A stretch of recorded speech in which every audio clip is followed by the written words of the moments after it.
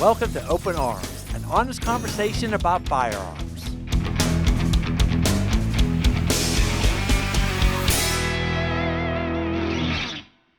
Hey everyone, I'm your host Brian Lockerman. How you doing over there, Nikki? Good. How are you guys? We're good. And guess what, Nikki? Looks like we got some more return guests in. We love that. I know. It's a great one. And you know what's great about this one, Nikki? I tell you, because of the sign of the times now, what's been going on with all the people, buying more guns, more first-time gun owners, more classes, more everything. And the programs both my guests are running in two separate parts of the country are so phenomenal. Today we got back Renee Stringer from Lioness Tactics. Welcome, Renee. Hi, everyone. And we got Jake Edwards from Virginia back again. Welcome, Jake. Hey, everyone. Thanks for having me back. So, guys, I know since we last had you on, a lot has been going on in both of your lives. I want to start with Renee here. Now, Renee just received a very, very nice award. Can you tell the people what that was? Yeah, I just received an award for International Association of Top Professionals for firearm instructor and doing executive protection. Look at that. So this is why we have ours for the Open Arms Project. Stuff like that we love to hear. Now, Renee, congratulations on that. That is fantastic. That is so awesome. I love hearing things like that. Now, Jake, I've noticed you've been doing a lot of events, correct? Absolutely. I sometimes get told you're crazy. I'm like, yeah, no doubt. If I don't do it, who else is? No, I know. And you know what? Both of you, as you know, and Nikki knows this too as well. Nikki, what have we been seeing more and more coming for classes and training? A lot of first-time gun owners. And a lot of females. Females and older females. There you go. A lot of older women are coming. Yeah, and especially now with what's going on with over the Middle East, people are getting really a little nervous. Yeah, you're seeing the gun sales rise up again. Oh, it's going through the roof. How's it like that? How's it back east, Jake, for gun sales?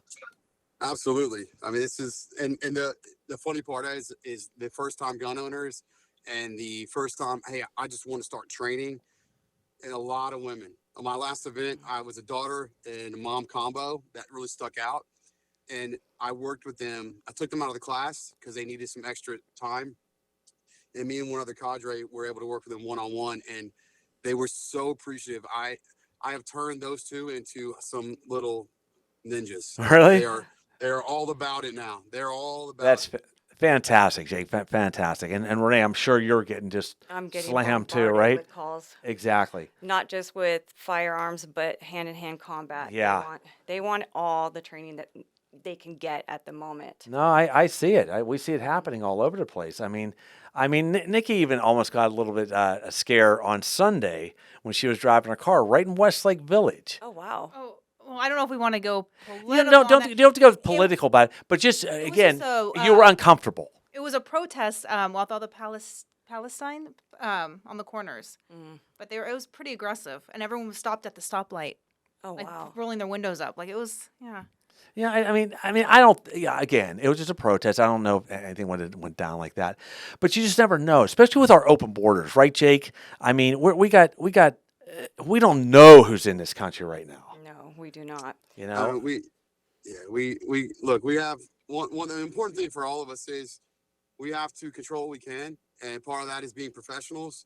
We have to take care of our community. Our community needs composure. They need people that have training. They need people that support and offer training, and that's what we can control. But other than that, we got to support what we believe in, and that's people's First Amendment rights, Second Amendment rights, and all those after that. And it takes us bringing a community that people want to live in. Yeah, very well said, Jake. I liked what you just said just there, and you're right, and that's why again we're doing a lot of self-defense training programs here at the studio as well. We have Master Defense Systems coming in, and they're going to be doing programs. Obviously, Renee will be. We're going to be structuring some things with Renee right now with the range getting all set up again, having her do classes here as well. Literally. I'm getting bombarded by calls every day by people wanting classes. And again, I appreciate that they want to get safe, be safe about their gun. You know, safety is so key in purchasing your first firearm, and the hand-to-hand combat too is such an essential piece to the puzzle. I agree with you. You really need to understand your capabilities and limitations, because just because you carry a firearm doesn't mean that you could draw it out right away and use it, or it's like some magical shield that will protect you. And it's not your bodyguard. So That's you true. really definitely need to get that training and understand how fast you can get that firearm out. How long does it actually take you to get that firearm out? And what are your limitations and capabilities of getting that firearm out? And can you actually do it under stress? Exactly. Okay, okay. What you just said there. Now I'm going to ask Nikki that question right now. And here, okay, me and you, Jake, we got a lot of training underneath our belts. Okay, Nikki is very new to the gun world. She's been trained, safety trained, stuff like that. But Nikki, the question is this: how would you feel in a case if you are carrying and you have to you think you might have to pull your gun out? Is it going to be something that's going to be just very simple, Oh, no. smooth, or is it going to, you're going to be in panic mode? Panic mode, because if you showed the gun, you have to. If you take the gun out, I feel like you have to have the intention of using it, or You have to or have that the commitment. Yeah, exactly. Yeah, and again, that's what these classes are all about. I think Jake, your classes, from my understanding, like you said, you trained at mom and daughter to be little ninjas. You helped them get to that level, right? Yeah, they were. I mean, they came in, and this is where it's so important when it comes to preparing folks for training. A lot of people, when you sign up for classes like how we offer them, we ask them to share their level. You know, are they beginner? Are they novice? Are they more on an advanced level? And a lot of folks, through their own individual ego, they don't want to acknowledge that they're not very experienced. But Yeah, but when they come out, and we all, those that run training, we know very fast you realize, okay, they are very, very new at this. And yeah, so exactly. and when you do dry fire, and you set up to prepare for the live fire portion, you find the nervousness. It's even just getting folks to lock the slide at the rear and show clear. And so I picked up on that very fast with this mom and daughter. But they were very open about being beginners. I knew that. And actually they were using my firearms because they're such a beginner that they don't even own their own yet. Oh yeah, And so that's when I quickly realized with the relays we had, they weren't going to be able to keep up with the instructor's pace and expectation. And there was some movement as well involved. So I pulled them aside, and we luckily my buddy's land is phenomenal. And I do have my event I can plug for next year, June 22nd. Our Virginia Defensive Tactics Camp will be at the same farm on a Saturday. And it's 50 acres out in the middle of the country, right nice. outside the Shenandoah National Park, about an hour and a half from DC. And it's beautiful, phenomenal out there. But we have the chance, we can hasty pick up and run another little relay in another range away from the other two live fire um, um, lanes that we have. And we Fair. did that for them. And they were literally, and I'm the kind of person where I like to add a little bit of stress. I don't ever add fear in my training, but I like to stress people out because we have to prepare people for stressful moments. That's We why do. we're training. That is true. And You're and right about and that. if you don't add it a little bit, and I'm not talking about inoculation overload, Hmm. but if they can't lock the slide to the rear, I'm going to stare at you and say, "Get it done. Lock it to the rear. Go. Let's go. Let's go." Yeah, And if you got to take 10 times to do it, I'm going to help you get through it. And guess what? The daughter's hands. I think she was using my Glock 26 because she had smaller hands. The mom was using my Glock 17, and the daughter her knuckles were bleeding from trying to lock the rear. And I Oh, was wow. so proud of her. She was frustrated. Her hands were sweaty. She was wiping her hands on her pants. And I was like, okay, just point the weapon in a safe direction when you do that. And she was so close, I thought, to saying, I'm done. And I thought she was going to maybe get emotional and cry. And she pushed through, bleeding, ready to go. And guess what? Now that's past her. and now she will never forget I fought through that, and that's part of my story now. There you go, Jake. You do run some really good events back there. You are, I mean, you're hustling. You're making it happen. I love everything you're doing back there for sure. Thanks, brother. I You know, appreciate it. again, and like Renee, what you're accomplishing out here, and what you're doing too. Same thing with Jake. You guys are just like bookends, really. Yeah. Now, are you getting a lot more people that just want self defense as opposed to firearm training, or vice versa, or what's going on with you? It's 50-50, honestly. It is? I mean, a lot of people are kind of still fearful of getting a firearm, so it's a great way to introduce them for self defense. Yeah. But the other thing that I'm really promoting, especially for 2024, is self awareness. There you go. It really comes from self awareness for anything. I mean, even just with what I do in my job and in my field. And there are times where I can't even carry a firearm overseas. Yeah. So I have to heavily rely on self awareness. But if we can start taking a proactive measure instead of a reactive, then I think that we could see things a little bit more ahead of time before we're behind the curve. Oh yeah. And I think that if we can start really getting in depth of what situational awareness is to students and civilians, I really think we're going to see a turn because they are seeing that they are their own first responder. They That's need right. to. That's what it is. Yeah. So they're like, oh, crap. The world has gone to hell right now. And so this is true. So what can I do to defend myself and my loved ones? And now they're out there and they're searching for it. And the biggest thing is self-awareness. That's it right there. The Master Defense System, one of the other programs we teach here, that's one of their biggest things is self-awareness. Oh, yeah. They're one of their main topics that they focus on. And it is true. It's we had a girl on the show the other day, and she was talking about how she does her self-awareness, how she keeps her keys out, how she's got this big gun keychain she swings around, and and you got to be aware of your surroundings. You know? do. Because they always pick out the person just sitting there, maybe on their phone or whatever, not paying attention to what's going on, very vulnerable, just, and then boom, there you go. Oh, yeah. One thing I think you brought up, you said, a lot of people may not be a little bit leery about buying a firearm, but you might introduce them to the firearm training. I think that's essential to everybody. I think even though you're not going to purchase that firearm training is really a good thing to know. And not only this, and this is going to Jake, I know you'll back me on this one. Teaching kids firearm safety. Yes. Teaching the kid, getting the curiosity out of their minds. Letting them know what a firearm is, letting them know the safety features, the do's, the don'ts, and things like that.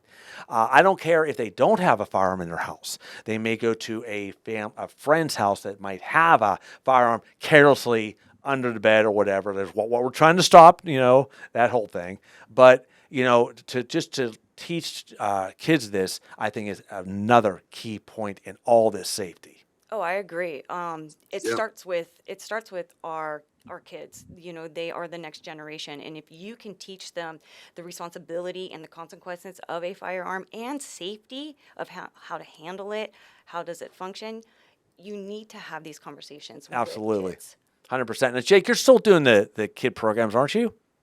Yeah, absolutely. So, luckily working, full time with a large government organization and a public school, that's one element. I get to work with kids, but also outside of that with martial arts schools and doing small kids programs and volunteering.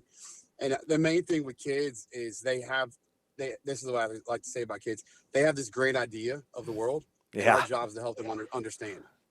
It's true. Exactly. And so they know about guns. They hear about it. The power move in our schools nationally is I'm going to shoot up the school. That is the power move that we hear every day, every school, every day. I guarantee you has a kid in there that said that at some point. That's true. And unfortunately, what that does is it flips the kids, and they're scared, right? And so why do 43 out of our 50 states require crisis drills in our schools? Because the real threat of things that happens. So when our kids are required to train these ways, and I get to I've talked to probably maybe close to 10,000 kids this year already in person directly. And what I tell them is, look, never rely on someone else to be your security. Okay. You always have part of it yourself. Yeah. That's true. You can't sub out your security to somebody else fully. Yeah. Yes, we have people that we want to trust to help keep me secure. But would you ever blind, that's why I ask them, would you ever blindly cross the road? No. Yeah, exactly. You're going to look. You're going to look. And if you Eh, don't, you're going to be a Darwin Award winner. You that is know, true. this is just basic security stuff. So don't sub your security out to somebody else. And one of the things I love with kids is I ask them to, tell me what drill concerns them the most that we train for in our schools. And it's always the active threat, lockdown one. Yeah. And why? Because it's the most severe danger that could occur, or damage that could occur. It's the life Oh yeah. safety one. Yeah.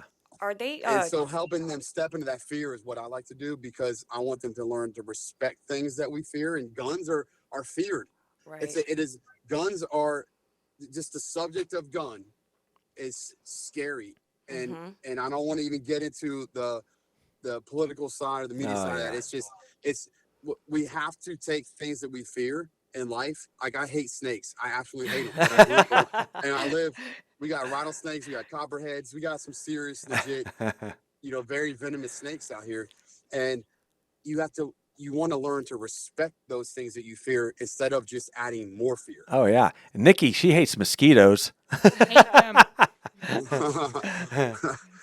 No, I agree, Jake. I agree everything you said right there. That's for sure, 100%. Good. Are they teaching Stop the Bleed, Jake? So it's not like a state mandated thing, but there is, I would call that, Renee, a more like, that's like day 10 of training. You want to get the basics down first. Right. So we luckily do have that more for staff, but for the students, no. I think we And should equip our students to understand how to put Yeah. tourniquets No, on. I and agree. I agree. We And should have Stop the Bleed kits. oh, and everything. we had an amazing guest on not too long ago, and he was showing Nikki and I both ways, even not having a tourniquet, how to stop the bleed. Right. And it was really, really cool how it worked. And he was showing how you put these pressure points. I would feel his pulse, and he'd do a pressure point thing like that to stop his pulse, things like that. Stuff like that should be taught. I agree. I It should be mandatory. 100%. I think that's just as important, really, when it comes Teach my down to it. kids. Yeah, definitely. yeah, well, one good thing that is happening in Virginia, a code that came out 2 years ago, is that in middle school they're starting to require, I think, 7th graders, I believe it is, to have some sort of situational awareness training and social media awareness training, Oh, Really? wow. which is really cool. Wow. And Yeah. and that's a good age to start it, right? Because that's kind of when kids get more active, and there's like this, once social media becomes another life form, where it's like my physical life is different than my social media life. And we often see with kids, and that's real. It's what it is. It's like Yeah. social media, you get to choose how you come off. You get to choose everything that you put out. And Exactly. that's where it becomes so powerful for anyone, but really youth, because it becomes this starts meaning more than their real life, because they have this street cred from social media, and one post, one moment, one viral video can damage that. You're right. You're right about that. And you know what else, too, guys? One thing that kind of relates to all this is the family value thing. I think parents need to seriously, start really engaging in their kids more these days, and some of this stuff can be handled, right from that point. I'm seeing just way too many, parents just neglecting that part of their, parenting, and then what's the kid do? Social media. That's kind of how they're living their life. This is what real life's all about, I think. Our show, again, I go back to Open Arms, we focus so much on the family values, and I think that is so important for these kids today, I've just seen that family values have just gone out the window. Yeah. Parents are so afraid to be a parent, or they're afraid to say something to their kid because their kid is going to get them in trouble, or they're listening to what their kid is saying, or some of this absurd stuff that I'm listening to is just off the wall. And the problem is it needs to start with the parents. It does. If we as parents could sit there and say, no, you're out of your mind. That doesn't go that way. And that's not the way it goes down. Can we fact check that? Not just because your friend said it in school or you saw it on social media, but let's sit down and let's really go through the facts and let's see it. You know, it's just gone crazy. I know it. mean, I know it. I know. Mhm. Yeah. Wait, where do you start as parents now? How do you get that control back in there? I mean, That's the I thing. know myself as a parent, I'm like, I want you to be able, if I give my child that look, they're going to know, like, mom is done. And they do know. I mean, I can give that one look and they're like, oh, God, she's going to knock me into next week. But See, Renee, I think it starts really with the parents, though. I think we've lost, I don't think, I know we've lost values as community in general, as a society. Like Yeah. the individual values, I feel like we are so busy in our work, in our society, yeah, in our technology, and obviously that's part of the game. It's like that person on the side of the street that's spinning that sign. There's a clearance sale at the furniture store on the corner here. Like we have so many of those signs in our like social media or digital life or Yep. with work. All these emails. Like I never am caught up with my work ever. I agree. I know it. And I that's know my it. government job and then my business as well. Like I'll never be caught up. And I think we have such distractions that I think we've lost.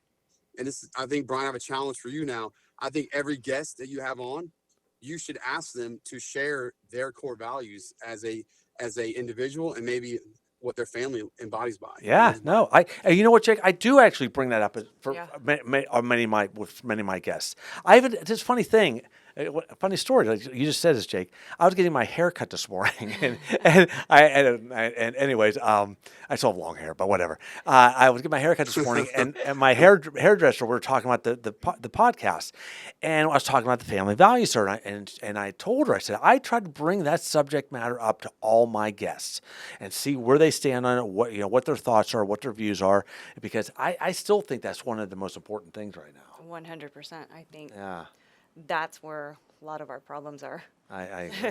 I agree. Okay, now with that said, 100%. now Renee, I know you're harder to get a hold of than the President of the United States because you're so busy out there. Okay, so what is going on? my What's the future looking like for Renee? Let's start with you. Yes. So my apologies if anybody has been trying to get a hold of me. My phone never stops ringing. My emails just keep piling up, and my messages on everything just keep going higher and higher. And I'm like, oh man! And there's not enough time in the day for everything to get completed. So my apologies to everybody. That's okay. I have a lot of things coming up for 2024. I definitely am not going to stop doing executive protection, but I will be doing a lot more traveling, still doing executive protection. But meanwhile, while I'm not doing that, I will be teaching. And some of the courses that I'm going to be teaching, I have a new course coming up called Drawn to Protect. And that is where it's weapon retention, understanding if you are a CCW holder, then how long does it actually take you to get that gun out if you are on the Yes. ground and you are fighting for your gun? You need to understand how to move your body and also remain calm, but get up off that ground really Oh, fast. That's a good program. That really is a good one. Yeah. And then we can bring it to live fire after, but we would use our cert guns. Okay. And we would go in the waist or however they would carry, and we would just do drills and show, hey, if you end up in this position, this is what you need to do, and this is you're going against yourself. So you need to understand how long it's going to take you in that struggle with adrenaline going, stress. How long is it going to take you to draw out that cert gun to get onto target? And then also teaching them to create the opportunity. You want to create that space, just enough space that you can draw that firearm Yeah. out. Everybody thinks, oh, I got to draw my firearm all the way extended out. No, you don't. It doesn't take that much. You just got to make sure that you're following one of the safety rules, that muzzle doesn't cross anything that you aren't willing to destroy. But if somebody's coming after you, therefore, game on. Yeah, I mean, exactly. it's your life or their life, and I'm coming home. I don't care about Yeah. anybody else. I'm going home. My kids are expecting me to make dinner when I get There you back home. go. So, but like, that's the mindset that I want to start creating out here. That's awesome. Yeah, and Renee, again, once we get the range all dialed in or like that, and we're going to have a beautiful classroom right here for you as well. I want to start really just we're going to start really marketing the classes because I can't. It's just it's going nuts right now. It really is. I agree. And then the other one I'm wanting to launch out is women's situational awareness, a proactive approach to situational awareness, and understand the tools that you could use on everyday life on situational Oh, awareness. that's awesome. That's amazing. That's amazing. Jake, what's going on in your future? Yeah. So, well, first off, now that I hear of all this new range stuff going on out there with Brian and Renee, I want to invite myself to I was going to do a say, when you defensive coming tactics out? camp. I want to do a defensive tactics camp out there, California style, and because remember, I was a Camp Pendleton Marine, so I would love to come back out Oh, to dude, California. absolutely. And listen, And I got Jake, family out there. I perfect. got Jewish family out there, Israeli family out there that they need love and training, Awesome, just like Jake. everybody else. So You're more than welcome to come on. We all would require is you to bring bags of $100 bills for us when you get here as a gift. hey, that I will do my best to win as many contracts as I can before I get there. No, But I no, think I seriously, no. we should talk about that. Do a camp Yes, out there. yes, a million percent. We definitely want to do that. That would be fantastic to have. And not only that, guys, I just brainstorm something here. We do this and we film this for the show. It'd be a big part of one of the episodes. It would be fantastic, I mean, I got ideas now. This is great. So, well, all right. So let's talk about that offline. But Yeah. maybe first quarter, second quarter next year. Yeah, Possibly. no, absolutely. It'd be fantastic. So that would be, I would love to do that. And the big idea of it is, and here's how my defensive tactics camps work. I have other states now that want me to come out. There's one in North Carolina that we're trying to hone down the facility we're going to host it at, because that's the big problem is finding the place, Right. the field, build the field, right? We got to find the field to conduct the training in the range. But the best thing about it is it supports the community of your show. And this is why I love the connection here, because my defensive tactics camp they're supposed to be local, homegrown, grassroots projects.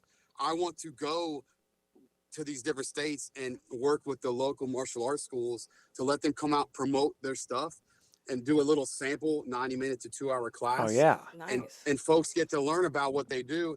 If it's jujitsu, that's great.